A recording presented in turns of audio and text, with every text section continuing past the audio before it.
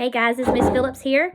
I'm going to get straight into chapter 3. Chapter 3 is a pretty long chapter, so I'm going to cut it in half. So we'll have a chapter 3A and a 3B. And I will ask questions at the end. And thank you for those that have been answering the question and you're earning Tiger tickets as you go. So this one's this is called Holly. We have read the book, and the translation. Artemis Fowl has gotten his hands on a book of Gnomish language, and he's broke the code, and he's hoping that he can find gold through these fairies and leprechauns that he's meeting. Chapter 3. Holly Short was lying in bed, silently fuming. Nothing unusual about this. Leprechauns in general were not known for their gentleness. But Holly was in exceptionally bad mood. Even for a fairy, technically she was an elf, fairy being a general term. She was a leprechaun too, but that was just a job. Perhaps a description would be more helpful than a lecture on a fairy's genealogy. Holly Short was a nut-brown skin, cropped auburn hair, and hazel eyes. Her nose had a hook, and her mouth was plump and cherubic. Cherubs are like angels or cupids, which was appropriate considering Cupid was her great-grandfather. Her mother was a European elf with a fiery temper and a willowy figure. Holly, too, had a slim frame with long, tapered fingers, perfect for wrapping around a buzz baton. Her ears, of course, were pointed and exactly 3 feet in height. Holly was only a centimeter below the fairy average, but even 1 centimeter can make an awful lot of difference when you don't have many to spare. Commander Root was the cause of Holly's distress. Root had been on Holly's case since day one. The commander had decided to take offense at the fact that the first female officer in Reckon's history had been assigned to his squad. Reckon was a notoriously dangerous posting with a high fatality rate. And Root didn't think it was any place for a girlie. Well, he was just going to have to get used to the idea because Holly Short had no intention of quitting for him or anybody else. Though she never admitted, another possible cause for Holly's irritability was the ritual. She'd been meaning to perform it for several moons now, but somehow there just seemed to be no time. And if Root found out she was running low on magic, she'd be transferred to traffic for sure. Holly rolled off her futon and stumbled into the shower. There was one advantage of living near the Earth's core. The water was always hot. No natural light, of course, but there was a small price to pay for privacy underground. The last human-free zone. There was nothing like coming home after a long day on the job, switching off your shield and sinking into a bubbling slime pool. Ah, bliss. The fairy suited up, zipping the dull green jumpsuit up to her chin, strapping on her helmet. Leprechaun uniforms were stylish these days. Not that Tapo the morning costume the Force had to wear back in the old days, buckled shoes and knickerbockers. Honestly, no wonder leprechauns were such ridiculous figures in human folklore. Still, probably better that way.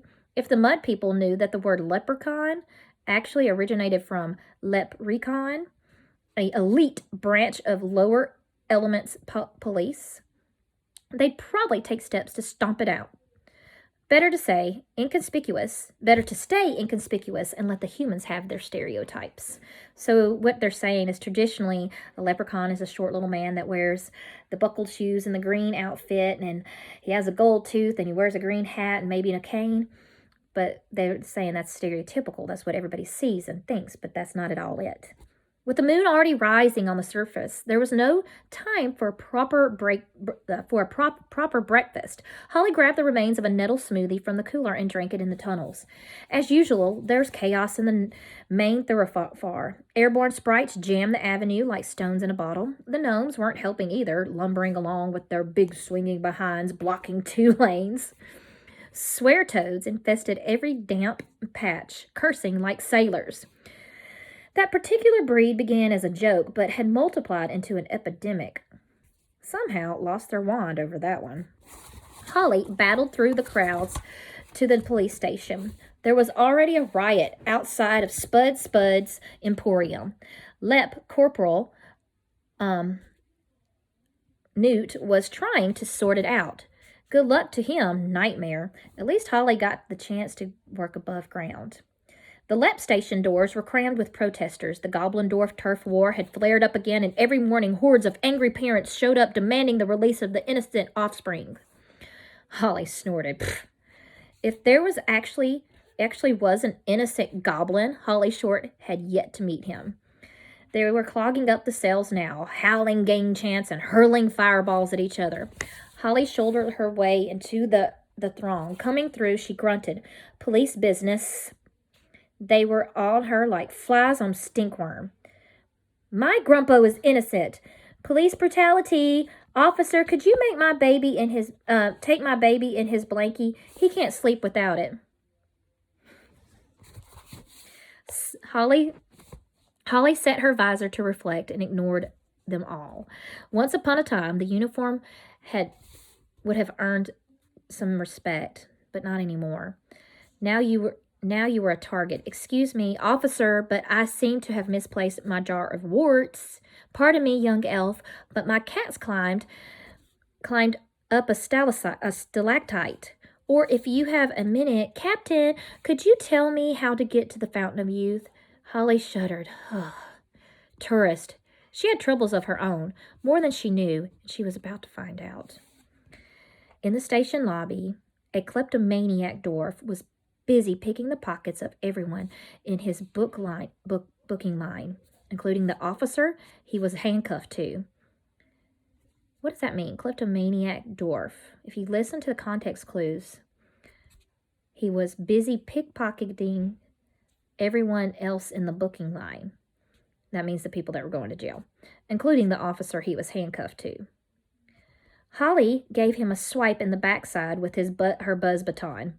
The electric charge singed the seat of his leather pants. "What you doing there, Mulch?" Mulch started, contraband dropping from his sleeves.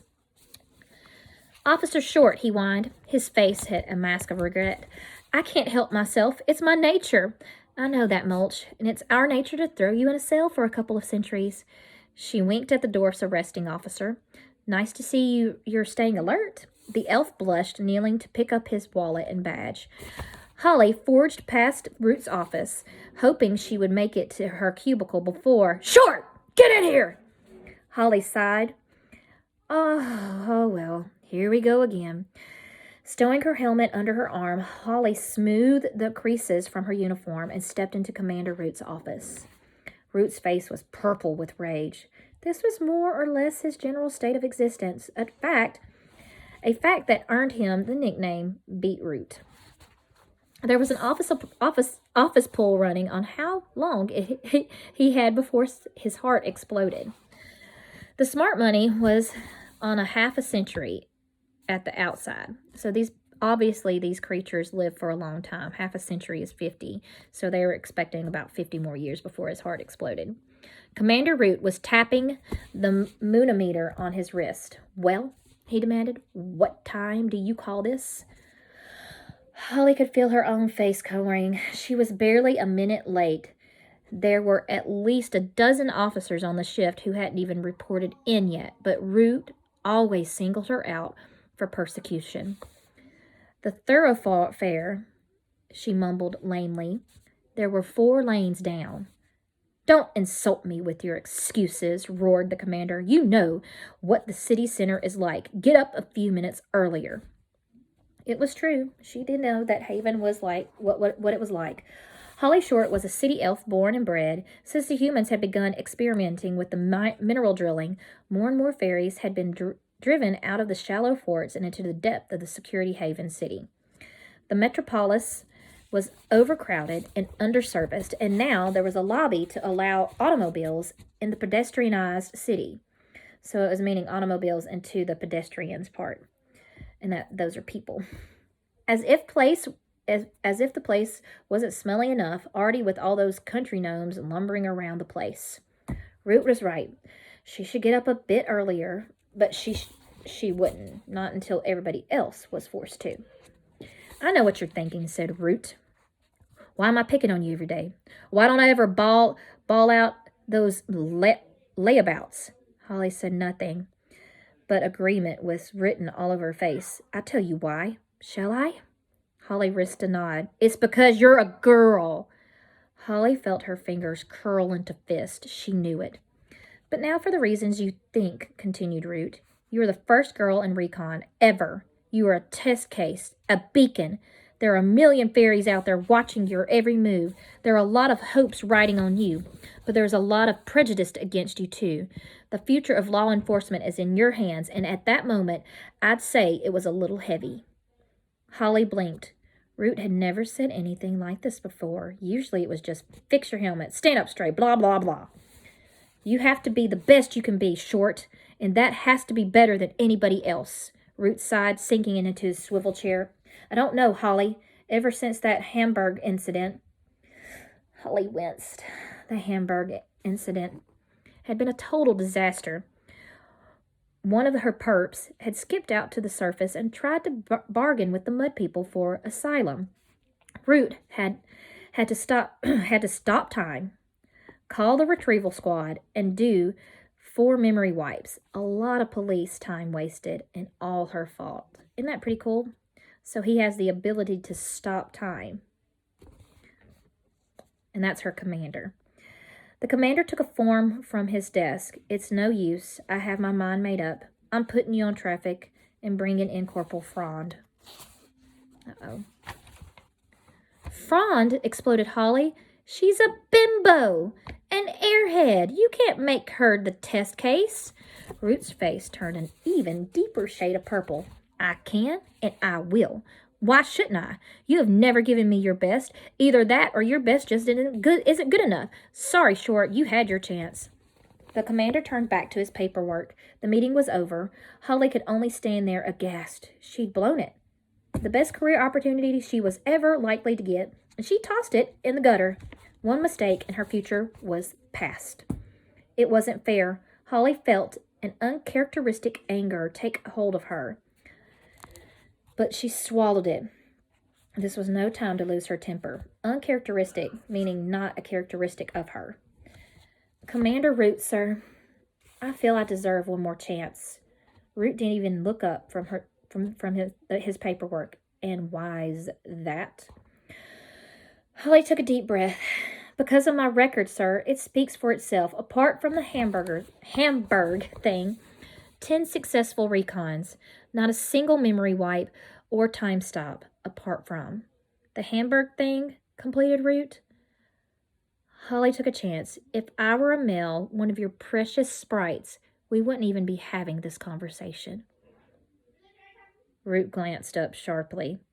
Now, just a minute, Captain Short. He was interrupted by the bleeping of one of the phones on his desk. Then 2, then 3. A giant view screen crackled into life on the wall behind him. Root jabbed the speaker button, putting all calls on conference. Yes? We've got a runner. Root nodded. Anything on Scopes? Scopes was the shop name for shrouded trackers attached to American communication satellites. Yep, said caller 2. Big blip in Europe. Southern Italy. No shield. Root cursed. An unshielded fairy could be seen by mortal eyes? That wasn't so bad if the perp was humanoid. Classification? Bad news, Commander, said the third caller. We got us a rogue troll. Root rubbed his eyes. Why did these things always happen on his watch? Holly couldn't understand his frustration. Could understand his frustration. Trolls were the meanest of the deep tunnel creatures. They wandered the labyrinth, preying on anything unlucky enough to cross their path. Their tiny brains had no room for rules or restraint. Occasionally, one found its way into the shaft of the pressure elevator. Usually, the concentrated air current fried them, but sometimes one survived and was blasted to the surface. Driven crazy by pain and even the tiniest amount of light, they would generally proceed to destroy everything in their path. Root shook his head, rapidly recovering himself. Okay, Captain Short, looks like you get your chance. You're running hot. I take it. Yes, sir, lied Holly, all too aware that Root would suspend her immediately if she neglected the ritual. Good. Then sign yourself out a sidearm and proceed to the target area. Okay, so here's her chance. And I want you to think about what what characters we have going on, what we've met so far, and how the the scenes have changed from one thing to another. Good. Then sign yourself a sidearm and proceed to the target area. Holly glanced at the view screen. Scopes were sending high-res shots of an Italian fortified town. A red dot was moving rapidly through the countryside toward the human population. Do a thorough recon and report in. Do not attempt a retrieval. Is that understood? Yes, sir. We lost 6 men to troll attacks last quarter. 6 men. That was below ground, in familiar territory. I understand, sir. Root pursed his lips doubtfully. Do you understand, Short? Do you really? I think so, sir. Have you ever seen what a troll can do to flesh and bone? No, sir, not up close. Good. Let's not make today your first time. Understood.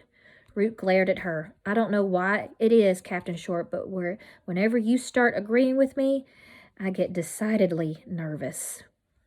Root was right to be nervous. If he'd known how this straightforward recon assignment was going to turn out, he would probably have retired then and there. Tonight, history was going to be made, and it wasn't the discovery of radium, first man on the moon. And it wasn't the discovery of radium, or the first man on the moon, or the happy kind of history. It was the Spanish Inquisition. Here comes the Hindenburg. Bad kind of history. Bad for humans and fairies. And bad for everyone. Okay, guys. I'm thinking, let's see. I may stop there, because that's a pretty long chapter. And we'll pick up tomorrow on this section. I may have to take 3 days for this chapter. But here are your questions. Who is Holly? What is she? Who is her boss? And how does he feel about her? And why? And what is about to happen next? Okay. Good night, and I'll see you tomorrow.